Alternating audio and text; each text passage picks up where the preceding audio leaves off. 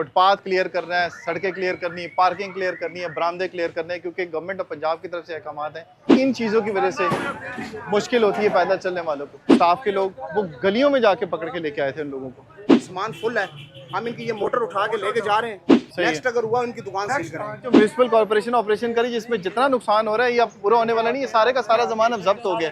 इसमें सारी मशीनरी आप देख रहे होंगे, महंगी मशीनरी है। ये सामान अपना खुद संभाल लें, रास्ते खुद क्लियर कर दें पैदल चलने वालों के लिए, तो इतना नुकसान इनका ना हो। लेकिन अब देख रहे होंगे आप, इनकी दौड़ें फिर लगी हुई हैं। अब ये सामान फिर उठा के अंदर रख रहे हैं।